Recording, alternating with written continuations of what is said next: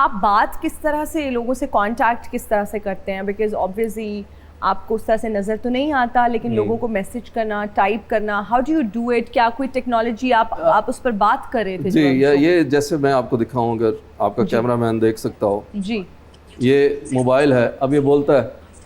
अब इसके ऊपर मैं बोलने वाला है, इसके अंदर वॉइस ओवर का फीचर है। What application is this? ये इनबिल्ट होता है ये मैं उसी तरफ आ रहा हूँ। This is the voice over feature which was introduced by Steve jobs.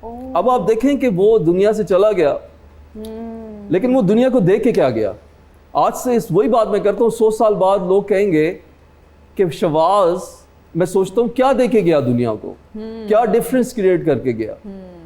हर बंदा अपनी कंट्रीब्यूशन अपनी कैपेसिटी में कर, तो ये वो टेक्नोलॉजी हमें देके गया। और आज इसी लेगेसी को कंटिन्यू करते हुए मैं एक अपनी एआई कंपनी स्टारगेज एआई के थ्रू, अब मैं जो मेरे हियरिंग इम्पेयरमेंट जिसको डेफ एंड म्यूट कहते हैं, जी, अब डम नहीं कहना चाहिए, डम वर्ड कट हो गया है और डिफरेंटली एबल वर्ड वो यूज करते हैं। तो उनके लिए मैं एक साइन ओवर या बोलते हाथ या स्पीकिंग हैंड्स की एक ऐप फीचर लेके आ रहा हूँ।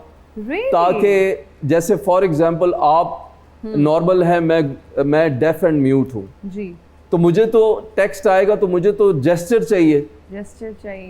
तो जेस्चर कैसे आएगा मोबाइल के अंदर? वो तो टेक्स्ट, वो तो मैं अगर डेफ हूँ, आप भी डेफ है, तो म्यूट है, तो हम समझ सकते हैं, साइन लैंग्वेज करते हैं जी। लेकिन what about a normal person speaking with the deaf and mute?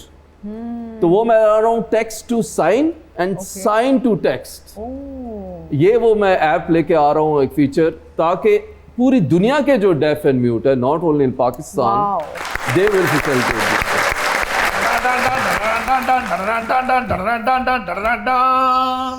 अपनी सोच नू पॉजिटिव कर ला, दारो नियाजी, जट दे खड़ाक तो बचन दी ए आखिरी सूरत है। ये मारने की धमकियां देते थे, काटने की धमकियां देते थे, आज पॉजिटिव सोच पे बात कर रहे हैं। मौला जट मोटिवेशनल स्पीकर बन गया है दारो नियाजी। है ये गंडासे के साथ क्या मोटिवेशनल स्पीकर बनेंगे? इतना बड़ा आपने गंडासा उठाया हुआ है, क्या पॉजिटिव बातें करेंगे, क्या पॉजिटिव मैसेज देंगे इसके साथ? ओए मैं मस्कीना नू बचावांगा ते जुल्म वालियां नेरियां नू भी रोकांगा दारो नियाजी। आप ये बदमाशी छोड़ देंगे तो खाएंगे कहां से? मांग के खा लांगे, अगे भी तो मांग के ही खाने हैं। लेकिन देगा कोई नहीं ना आपके मांगने से। जेड़ा ना दवेगा उन्हें गंडासा विखावांगा, डर के अपनी रोटी मैनू फड़ा देगा। आप ना कोई जाएं यूनिवर्सिटी के स्टूडेंट्स को इंस्पायर करें, कोई लेक्चर दें वहां जाके, शायद आपको पैसे मिले वहां पे। मैं इसलिए तो स्पीकर बनया, क्योंकि स्पीकर जो लेक्चर दिंदे ने लाखों रुपया कमाउंदे ने। भाई ये जो शहबाज बलोच टाइप के लोग होते हैं ना, जो वाकई में मोटिवेशनल स्पीकर्स होते हैं, अच्छी बात करते हैं, लोग इनको सुनते हैं, वो तो समझ में आता है, शायद वो पैसे लेते नहीं लेते, ये मुझे नहीं पता। वो ऐसे लोग चार्ज बेसिकली जहाँ पे मैं जरूरत समझता हूँ, लेकिन वो फिर मैं अपनी फाउंडेशन में यूज करता हूँ। लेकिन अभी तक 13 इयर्स में मैंने ना ही किया है।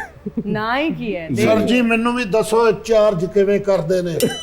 मैनू अपनी पनाच ले लो ते मैनू चार्ज करना दसो। फिर भुखे मरांगे दूए।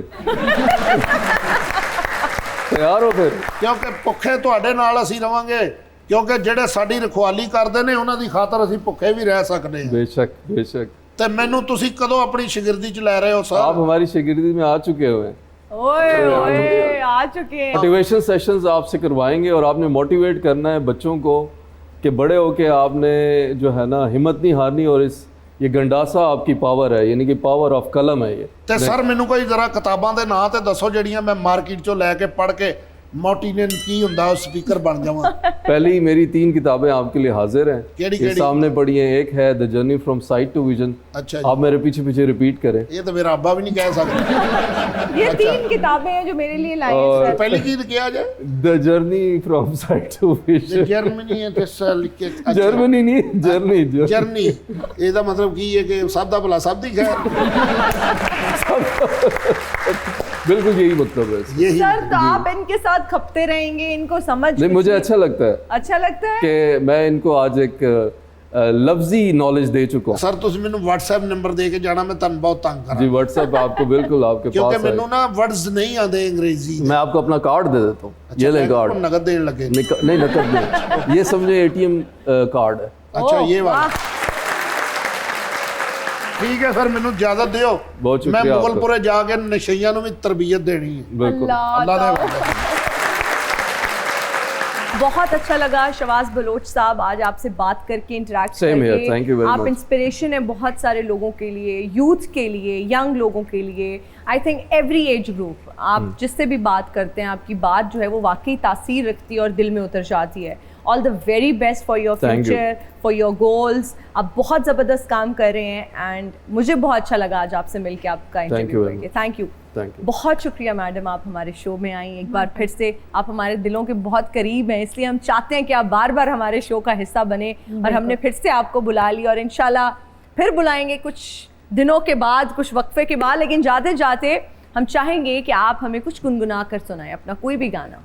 हो बस वे ढोला तू अखियां दे कोल कोल, बस वे ढोला तू अखियां दे कोल, रो सामने वे रो सामने, चनावे मुंह बोल पावे ना बोल, बस वे ढोला तू अखियां दे कोल कोल। वाह वाह वाह वाह वाह वाह, क्या बात है, बहुत खूब। शब्बर रहा चर्चा तेरा कल चौधरी, ओए 200 ਦਾ ਕਚਹਿਰੀਆਂ ਦਾ ਤੇ ਲਹੂ ਵੈਰੀਆਂ ਦਾ ਪੀਣ ਦਾ ਆਪਣਾ ਹੀ ਸਵਾਦ ਹੈ। चॉइस साहब आप आज किधर? मेरी इतला के मुताबिक तो आज पूरे लाहौर में कहीं देग नहीं बनी। ਉਹ ਦਰਅਸਲ ਮੇਰੇ 3-4 ਘਰ ਪੱਕੇ ਲੱਗੇ ਨੇ।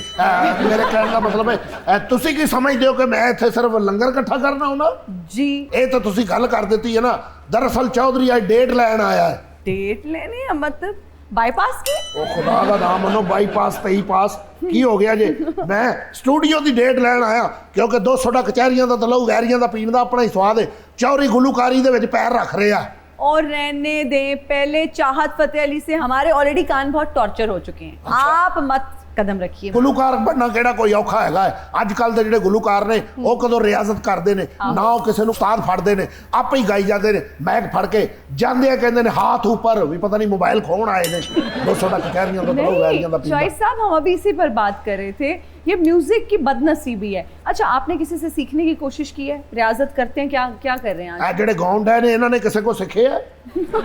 ਕਿਸੇ ਕੋਲੋਂ ਵੀ ਨਹੀਂ ਸਿੱਖਿਆ ਇਹਨਾਂ ਨੇ ਵੀ।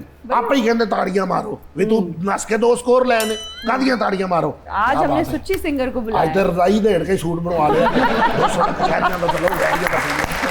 ਹਮੇਰਾ ਜੀ ਤੁਸੀਂ ਫਿਰ ਡੇਟ ਦਿਓ ਮੇਰੇ ਨਾਲ, ਇੱਕ ਤੁਸੀਂ ਗਾਣਾ ਕਰ ਲਵੋ, ਇੱਕ ਐਲਬਮ ਕਰੋਗੇ ਤੇ ਮੇਰੇ ਐਲਬਮ ਦੇ ਬਰਕਤ ਪੈ ਜਾਏਗੀ। 200 ਦਾ ਕਚਹਿਰੀਆਂ ਦਾ ਤੇ ਲਹੂ ਵੈਰੀਆਂ ਦਾ ਪੀਣ ਦਾ ਆਪਣਾ ਹੀ ਸਵਾਦ ਹੈ। बस यही गाना बना लेने, दूध सोडा पीने का अपना ही मजा है, ज्यादा ठीक है, ज्यादा हिट होएगा। वो शायद आप पे तरस खा के तो कुछ कर लें, लेकिन मुआवजा वो फिर भी ले लें। ਮੈਂ ਤੇ ਹਮੇਰਾ ਜੀ ਨੂੰ ਸਿਰਫ ਮੈਂ ਬੂਰੀ ਮੱਝ ਦੀ ਮੈਂ ਇਹਨਾਂ ਨੂੰ ਬੌਲੀ ਪਿਆਵਾਂਗਾ, ਇਹੀ ਮੇਰੇ ਕੋਲ ਹੈ ਬਸ ਕੁੱਲ ਕਾਇਨਾਤ। हैं? बस फिर मैं ਤੁਹਾਡੇ ਨਾਲ ਬਾਅਦ ਚੋਂ ਗੱਲ ਕਰਨੀ ਹੈ, ਜੇ ਸਾਰੇ ਲੋਕਾਂ ਸਾਹਮਣੇ ਥੋੜੀ ਡੀਲ ਕਰਨੀ।